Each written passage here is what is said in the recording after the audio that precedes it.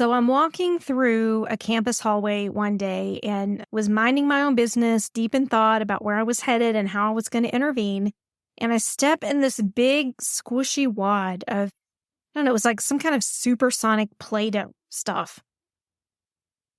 And of course, I didn't have time to stop and get it all off my shoe. I grabbed a Kleenex, tried to get what goo I could off the bottom of my shoe. And then I just kept going because I had things to do, places to go, people to see, kind of a thing. But what happened was everywhere I went, that Play-Doh, putty, whatever it was picking up dirt, crumbs, all kinds of nastiness off the floor, right? And just caking it on the bottom of my shoe. And then as I went through my day a little bit longer, sat down, talked with a few students, stood up and started walking again, noticed that this putty had hardened and now was kind of clicking when I walked. And it was really, really difficult to get off the bottom of my shoe. Now, what in the world does this have to do with school counseling? My friends, I think a lot of you are ending your school day exactly like that. You are ending your day with all of this stuff that's collected throughout the day, and you just can't chip it off when the day is over. You're finding it hard to lay your work down when it's quitting time and walk away. So in this episode of the School for School Counselors podcast, we're going to talk through some things that you can do to better delineate your work time from your personal time. Because as givers, as helpers, as people who want to make a difference, we are often very guilty of holding on to the things that have happened during the school day and letting them bother us at home at night. So let's dive into that. Let's dive into how can we effectively transition from school counseling mode to home and family mode.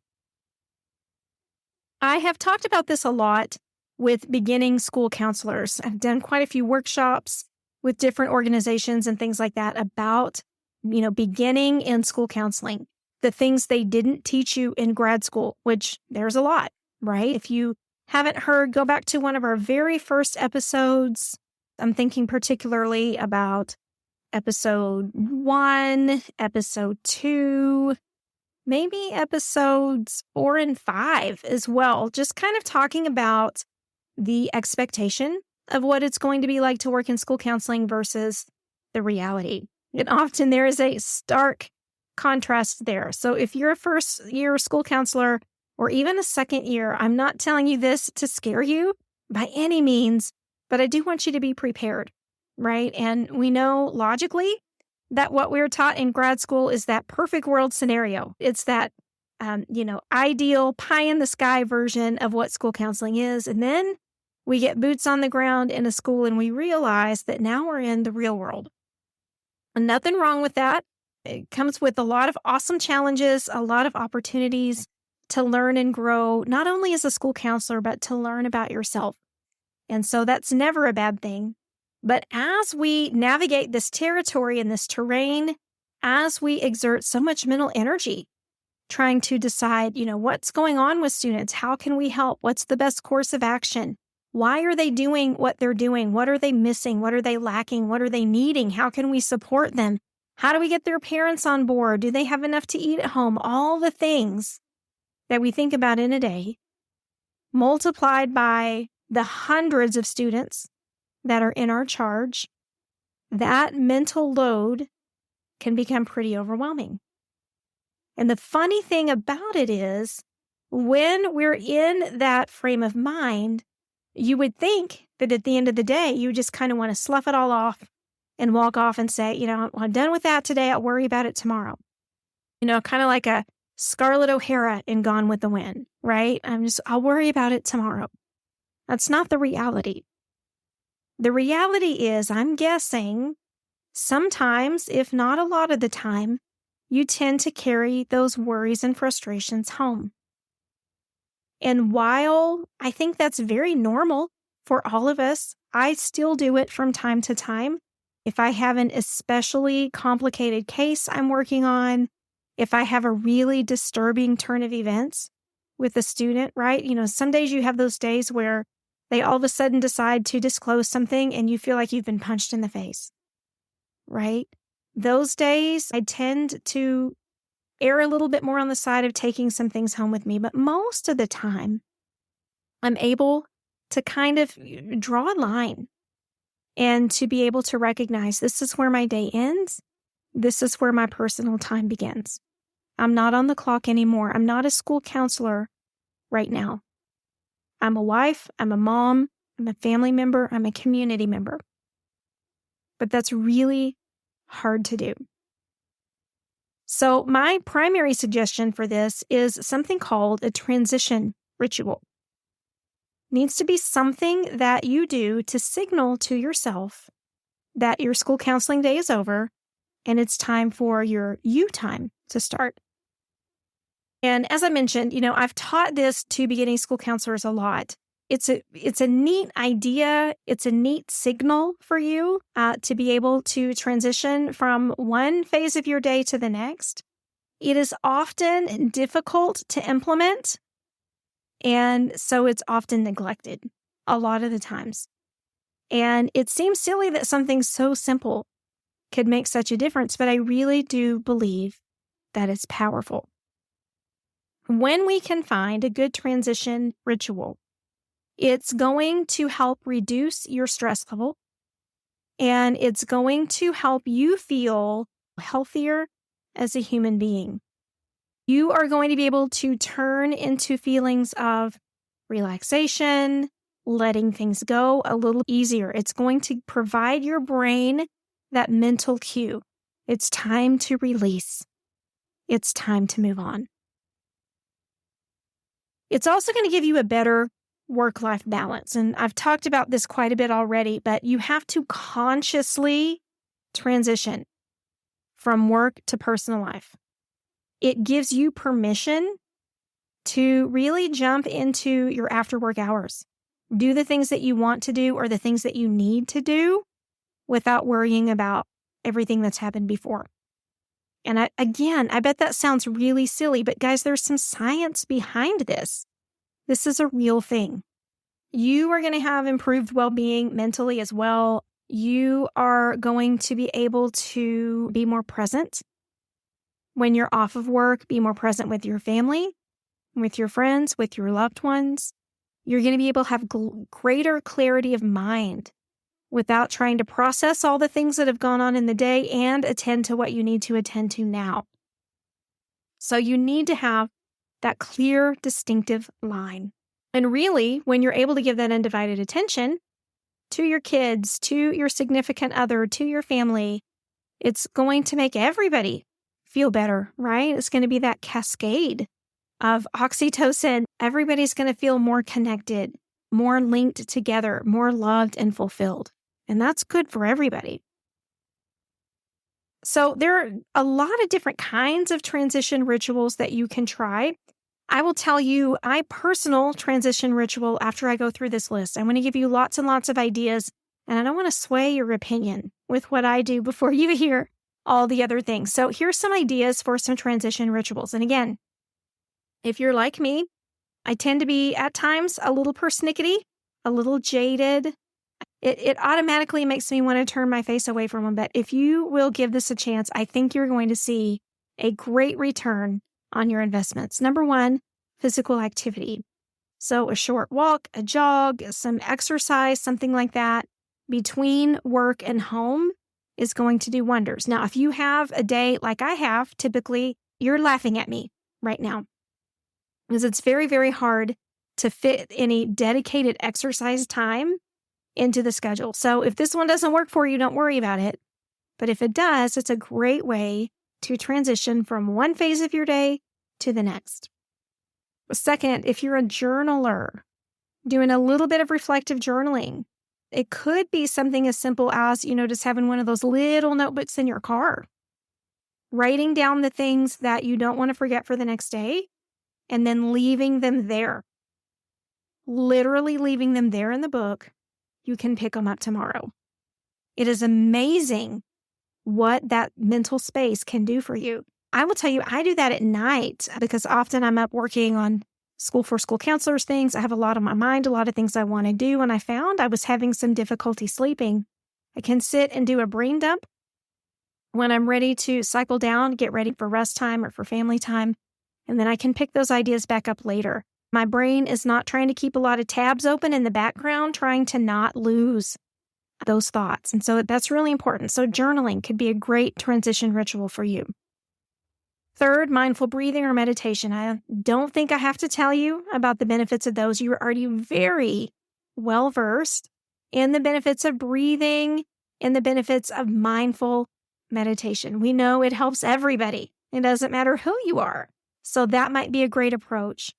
Some people find great significance of transition when they change their clothes from work clothes to home clothes. Right? It just kind of signals to them, like, my work day's over. I've taken it off. I've put my personal time on, and I'm ready to rock and roll. Disconnecting from technology, having a set amount of time after your workday that you do not look at a screen could be significant for a lot of us, particularly if you're working in a role where you're staring at your computer a lot of the day, you're working on paperwork, transcripts, reports, those kinds of things. This could be a significant transition ritual for you. And then hobbies and or loved ones, right? Intentionally engaging in some kind of a hobby that you enjoy, disconnecting from work completely. And this sounds a lot like what we're often told for self-care, but you have to do this routinely and effectively in order for it to be a transition ritual. It can't be, last Thursday I read a book when I got off work and that felt real great. It doesn't qualify as a transition ritual until it's a habit. And so if you've not ever read Atomic Habits by James Clear, I recommend it to my masterminders all the time. It is just such a life-changing paradigm in how we develop habits, where they come from, how we can really implement them in our day-to-day. You should check that out. Now, I gave you a whole list of transition ritual ideas, right? Physical activity, journaling, mindful breathing, meditation, changing your clothes, disconnecting from technology, or engaging in time with a hobby or with loved ones. All those are great ideas. My transition ritual is so much simpler because often, and you might be able to agree with me here, my days aren't as typical and routine as I would like for them to be. Some days I'm running out the door like my pants are on fire. Some days are a little bit more leisurely. Some days I have things I have to do right after work. Some days I don't. So developing a habit for all of those different sets of circumstances can get kind of tricky. And for me, I found that some of the more involved things, mindful things, weren't going to work for me at the end of my workday. So here's my transition ritual. And this is no joke. I do this at the end of every workday. I take off my badge that I wear. It's clipped on my shirt. I get my keys out of my pocket. I clip my badge to my keys. And I take a breath. And that's it. But I have trained my brain to recognize that when I do that, my workday is over. And it might sound so silly, but I'm telling you, the days that, on the off chance that I forget to do it, I do notice a difference. I do notice a difference in my transition from work to home. And so I'm going to invite you just to kind of think of a way that you can develop a transition ritual for yourself. What are some things that you can do that just gently signal work time is over and personal time has begun? There are some tricks to making these habits stick. Sometimes we start with the best of intentions. We have things that we plan to do, and then they kind of fall by the wayside. Things get crazy. We get busy. We start running. We forget to do them for a couple days, and then all of a sudden, it's not happening anymore, right? And then by that time, it's like, well, who cares anyway? Why should I even be doing this? Just forget about it. Have you ever been there? Yeah, me too. So James Clear in Atomic Habits talks about creating habits and the 4 things you have to do to make them stick. Number 1 is making it obvious. So making it obvious to me means I need some kind of a cue to remind me. Might be an alarm on a phone. It might be a sticky note by the light switch when I leave. I actually have a note on the back of my door just in case to remind me to transition. Second is make it attractive. If it's something that you don't want to do, if it's something you think is stupid, if it's something that feels like it takes too much time, you don't want to sit and, mindfully breathe for 5 minutes at the end of the day, then don't do it. Find something that fills you up and gets you centered. Find something that you enjoy doing. Make it attractive. Third, make it easy. We don't need any complicated rituals here. I told you mine is as simple as clipping my keys to my badge and taking a breath. Easy peasy. It's done in literally under 5 seconds. And fourth, make it satisfying. Not only satisfying to do, but satisfying in the result. So for me, my transition ritual is very satisfying because I have mindfully trained myself to know this is the end of my workday. I'm letting it go. And to me, that is very, very satisfying. If you try to implement these transition rituals and you're not perfect from day one, because who is, right? You're not perfect from day one, but you get 1% better at developing that habit every day. By the end of the year, you're going to be 37 times better at that than you were when you started. Pretty cool, right?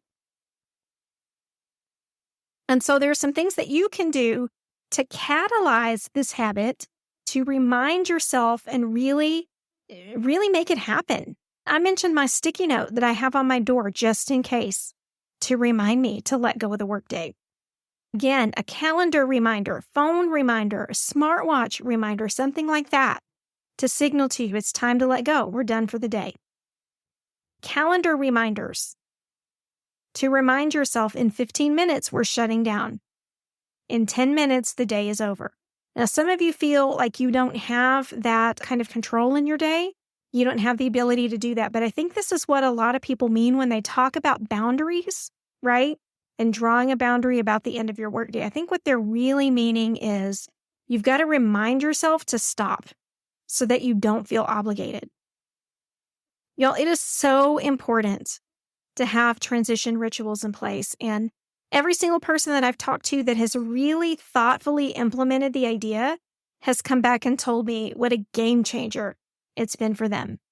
So as we're looking into stepping into the new school year, it's going to be super important that we start to develop these great habits now that we can carry out through the remainder of 2024, right? Yeah.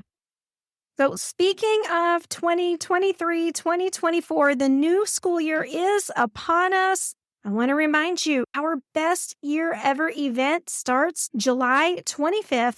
4 nights of amazing school counseling awesomeness, all of us together in one Zoom room, sharing ideas, hearing great information to get us on track and on course for the beginning of the school year. Y'all, it's great. Whether you've been counseling for 1 year or 31 years, it doesn't matter. We're all going to glean something from this, new and experienced school counselors alike. I would love for you to join us. We're going to be there about an hour, hour and a half each evening.